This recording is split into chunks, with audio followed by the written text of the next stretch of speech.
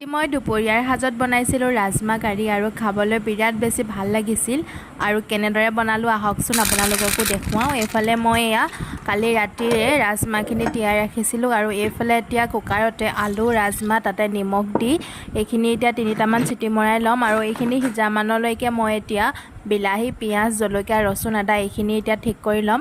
এইফালে কেৰাহীত তেল গৰম হ'বলৈ দি কেইটামান জিৰা দিছোঁ, তাতে পিঁয়াজ দিছোঁ, 2টা ৰঙা জলকীয়া দিছোঁ মানে শুকান জলকীয়া আৰু তাৰপিছত অলপ সৰু সৰুকৈ কটা কেঁচা জলকীয়া দিছোঁ আৰু বিলাহী দিছোঁ। এইখিনি ভালদৰে ভাজি লৈ এতিয়া ইয়াতে ৰাজমাহ আৰু আলুখিনি দি দিম। তাতে পিছে মই নিমখ আৰু হালধি দিছোঁ। মছলাৰ ভিতৰত ৰেড চিলি দিয়া নাই, অকণমান জিৰা ধনিয়া আৰু গৰম মছলা মিক্স কৰি দিছোঁ, তেনে সামান্য পৰিমাণৰ দিছোঁ আৰু ইয়াতে যেতিয়া উতল আহিব তাৰপিছতে এইফালে মোৰ ৰাজমাহ কাৰী হ'বই আৰু ৰাজমাহ কাৰীৰ লগত পকৰা খাবলৈ খুব ভাল লাগে, গতিকে ছজিনা পাতৰ পকৰাও বনালোঁ আৰু কিবা কিবি আছিল। আজিলৈ ইমানে, বাই বাই।